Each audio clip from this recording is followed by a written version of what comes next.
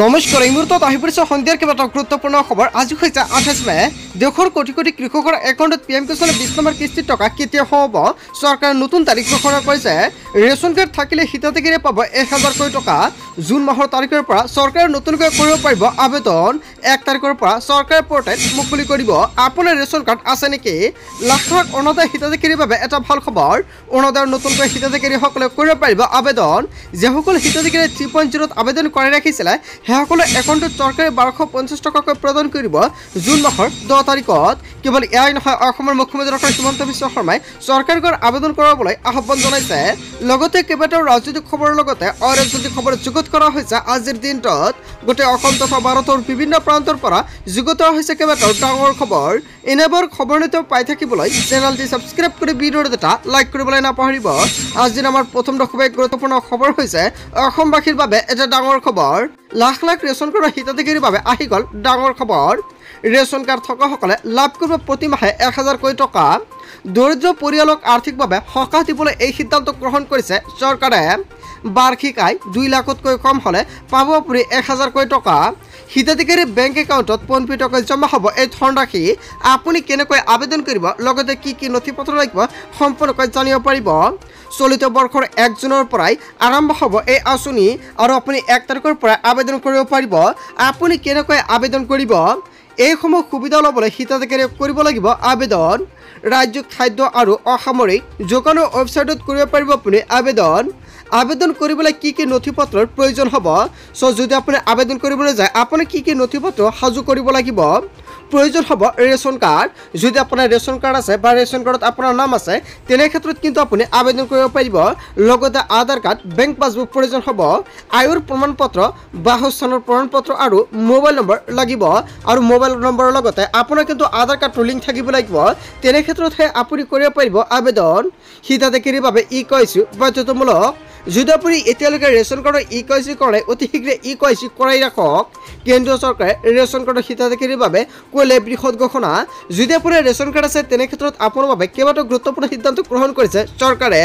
আপুনি কেনেকুৱাকৈ আবেদন কৰিব নিশ্চয় আপুনি কমেণ্ট কৰি জনাই দিব, নেক্সট ভিডিঅ'ত জনাই দিম। তাৰপিছত অসমবাসী ৰাজ্যিক জনসভাৰ পৰৱৰ্তী খুবেই গুৰুত্বপূৰ্ণ খবৰ, লগতে ডাঙৰ খবৰ। পঞ্চায়তৰ নতুন ৱাৰ্ড মেম্বাৰলৈ ডাঙৰ খবৰ আহি পৰিছে। কেইবাটাও নতুন নিয়ম সলনি হৈছে। নতুন নিয়মেৰে হ'ব পঞ্চায়তৰ কাম কাজ। পূৰ্বৰ দৰে পঞ্চায়তত নহ'ব দুৰ্নীতি। জব কাৰ্ডৰ কাম কাজত হ'ব মোবাইল মনিটৰিং। পূৰ্বৰ দৰে জেচিবি লগাই কৰিব নোৱাৰিব কাম কাজ। পূৰ্বৰ দৰে পঞ্চায়তত নাথাকিব আপোনাৰ ছাপ্লাইৰ ব্যৱস্থা। পঞ্চায়তৰ নতুন ৱাৰ্ড মেম্বাৰলৈ ডাঙৰ খবৰ। কেইবাটাও নতুন নিয়ম সলনি কৰা হৈছে। হয় বন্ধু বান্ধৱীসকল, পঞ্চায়তৰ কাম কাজক লৈ যিখন নতুন নিয়ম সলনি কৰিছে ইয়াৰ বিষয়ে জনতাই কি ক'ব? যদি জনতাৰ কিবা মন্তব্য কৰিব লগা থাকে আপোনালোকৰ মন্তব্যটো নিশ্চয় কমেণ্ট কৰি জনাই দিব। তাৰপিছত অসমবাসী ৰাজ্যিক জনসভাৰ পৰৱৰ্তী খুবেই গুৰুত্বপূৰ্ণ খবৰ, লগতে ডাঙৰ খবৰ। যোৰহাটত বাংলাদেশীৰ বিৰুদ্ধে গৰ্জন। বীৰ লাচিত সেনাই কঁপাইছে যোৰহাট। যোৰহাটৰ প্ৰান্তে প্ৰান্তে বীৰ লাচিত সেনাৰ তীব্ৰ প্ৰতিবাদ। পৌৰসভাৰ কাৰ্যালয় ঘেৰাও কৰি সাব্যস্ত হ'ল তীব্ৰ প্ৰতিবাদ। শৃংখল চলিহাৰ নেতৃত্বত বাংলাদেশীৰ বিৰুদ্ধে তীব্ৰ প্ৰতিবাদ সাব্যস্ত কৰিছে। বন্ধু বান্ধৱীসকল আজিৰ ভিডিঅ'টো সকলোৱে বেছি বেছিকৈ শ্বেয়াৰ কৰি দিব। তাৰপিছত অসমবাসী ৰাজ্যিক জনসভাৰ পৰৱৰ্তী খুবেই গুৰুত্বপূৰ্ণ খবৰ, লগতে ডাঙৰ খবৰ। আহি আছে কালবৈনী শক্তি। কাইলৈ ৰাজ্যৰ 13খনকৈ জিলাত হ'ব প্ৰচণ্ড ধুমুহা আৰু বৰষুণ। কালবৈনী শক্তিৰ প্ৰভাৱ পৰিব উত্তৰ পূবত। হাইলাকান্দি, শ্ৰীভূমি, কাছাৰ, ডিমা হাছাও জাৰি কৰা হৈছে অৰেঞ্জ এলাৰ্ট। গোলাঘাট, কাৰ্বি আংলং, পশ্চিম কাৰ্বি আংলং, কামৰূপ মেট্ৰ', কামৰূপ, নলবাৰী, বৰপেটা, বঙাইগাঁও, গোৱালপাৰা, ধুবুৰীত জাৰি কৰা হৈছে য়েলো এলাৰ্ট। 29 মে পৰ্যন্ত জাৰি কৰা হৈছে সতৰ্কতা। 40ৰ পৰা 50 কিলোমিটাৰ বেগত আহিব পাৰে ধুমুহা আৰু বৰষুণ। আহি আছে কালবৈনী শক্তি। সকলোৱে সাৱধান হৈ থাকক আৰু আজিৰ ভিডিঅ'টো সকলোৱে বেছি বেছিকৈ শ্বেয়াৰ কৰি দি সাৱধান কৰি দিয়ক। তাৰপিছত অসমবাসী ৰাজ্যিক জনসভাৰ পৰৱৰ্তী খুবেই গুৰুত্বপূৰ্ণ খবৰ, লগতে ডাঙৰ খবৰ। অৰুণোদয় আঁচনিক লৈ বিজেপিৰ বিৰুদ্ধে দুৰ্নীতিৰ অভিযোগ উত্থাপিত হৈছে। হঠাৎ অৰুণোদয় আঁচনিৰ পৰা নাম কৰ্তন হ'ল শ মহিলাৰ। মানপত্ৰ নোহোৱাৰ পিছতে বিজেপি চৰকাৰৰ বিৰুদ্ধে তীব্ৰ প্ৰতিবাদ। ৰাজপথলৈ ওলাই আহিল শ মহিলা। দক্ষিণ কামৰূপৰ গড়ৈমাৰী অৰুণোদয়ৰ নামত ব্যাপক দুৰ্নীতিৰ অভিযোগ উত্থাপিত হৈছে। গড়ৈমাৰী উন্নয়ন খণ্ডৰ কাৰ্যালয় ঘেৰাও কৰি তীব্ৰ প্ৰতিবাদ। বঞ্চিত হিতাধিকাৰীৰ অৰুণোদয় 3.0ত আবেদন কৰিছিল কিন্তু অৰুণোদয় 3.0 তালিকাত নাম অহা নাই। আপোনাৰ গাঁও বা অঞ্চলত এনেকুৱা ঘটনা সংঘটিত হৈছে নেকি? যদি হৈছে নিশ্চয় আপুনি দিব পাৰিব অভিযোগ। বহু দুখীয়া মানুহৰ নাম অৰুণোদয় আঁচনিৰ পৰা কৰ্তন কৰাৰ অভিযোগ উত্থাপিত হৈছে। আঁচনিৰ নাম অন্তৰ্ভুক্তৰ দায়িত্ব থকা লোকসকলৰ ওপৰত ব্যৱস্থা লোৱাৰ বাবে আহ্বান জনাইছে। অৰুণোদয় আঁচনিক লৈ বিজেপিৰ বিৰুদ্ধে দুৰ্নীতিৰ অভিযোগ হয়। বন্ধু বান্ধৱীসকল, এটা বিগ আপডেট প্ৰকাশ পাইছে। আজিৰ ভিডিঅ'টো সকলোৱে শ্বেয়াৰ কৰি দিব আৰু আপোনাৰ গাঁও বা অঞ্চলত যদি এনেকুৱা ঘটনা সংঘটিত হৈছে তেনে ক্ষেত্ৰত আপুনি দিব পাৰিব অভিযোগ। তাৰ বাবে চৰকাৰে টোল ফ্ৰী নম্বৰ মুকলি কৰিছে। তাৰপিছত অসমবাসী ৰাজক জনাইছো আমাৰ পৰৱৰ্তী খুবেই গুৰুত্বপূৰ্ণ খবৰ, লগতে ডাঙৰ খবৰ।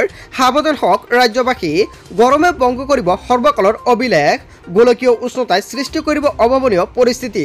ৰাজ্যত ক্ৰমাৎ ঊৰ্ধ্বগামী পাৰাস্তম্ভ, ৪৫ ডিগ্ৰী পৰ্যন্ত বৃদ্ধি পাব উষ্ণতা। মে' মাহতে পৰিব প্ৰচণ্ড গৰম। ১৩খনকৈ জিলাত জাৰি কৰা হৈছে ৰেড আৰু অৰেঞ্জ এলাৰ্ট।